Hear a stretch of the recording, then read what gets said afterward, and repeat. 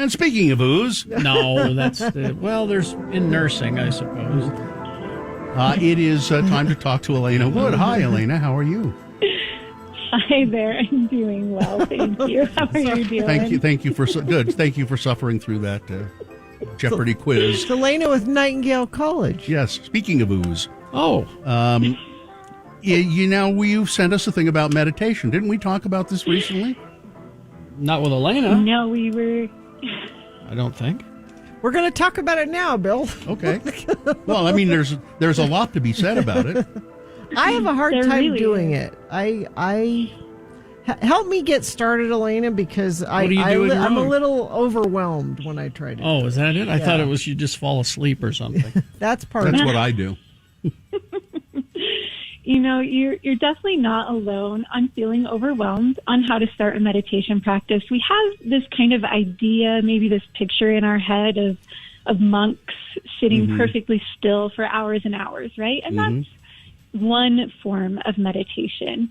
And, if that's something you want to work toward, more power to you. I prefer to keep it a little more simple. So just to get things started off, simply focus on your breath.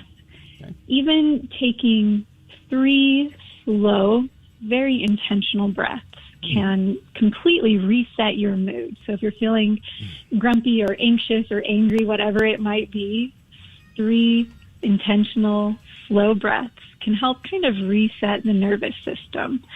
And if you can't do 3, start with 1. Well, who can't do 3 breaths? I mean, You get distracted. I was going to say maybe Gina can't do it, No. but we can start with 1 Okay. and build from there, Yeah. right? All right. and Gina's not the only one. No, definitely not. Now, I like this next one. How you say set a timer and sit quietly for a few minutes. How many minutes?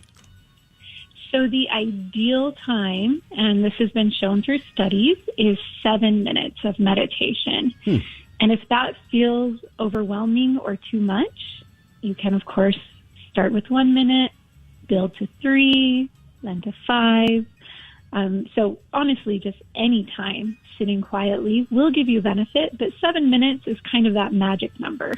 And you can set a timer, but the other thing you can do is one of the meditation apps, and they're timed too. Oh, yeah. And Yes. that way you're not trying to keep track of time. The app keeps track of it for you. Yeah, exactly. So guided meditation practices, either on the apps or there's videos and things like that. You can also use those. Those will sometimes have speaking parts through them, or like Gina is mentioning, they might just have a timer for you. And usually it's a much more pleasant sound than the alarm on your phone.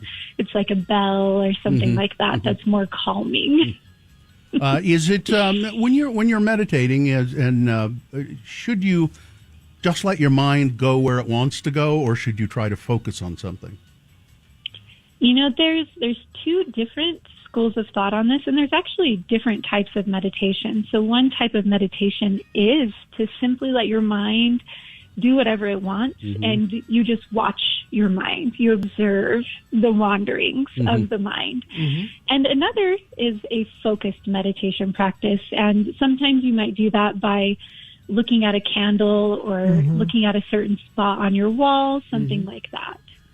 And we have a texter who's recommending that there are certain sound frequencies that you can turn on to drown out the rest of your troubled mind. One thing about if you have trouble falling asleep, and I did some meditation practice a couple of years ago at the local Zen group.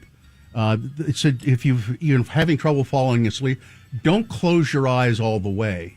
You just defocus so that you're not really looking at anything. Just kind of defocus and don't close them all the way, and that helps. Yeah, just a softening of the gaze can be really nice. That's exactly what they said, Yeah, I love softening that the too. gaze. Yeah, soften the Yeah, gaze. that's perfect. There are groups and classes and studies that you can go to. Did you ever take a class with lots of people? Oh, yeah. No, I did. I used to go once a week with Brad to the Zendo, and it was nice. It was very nice.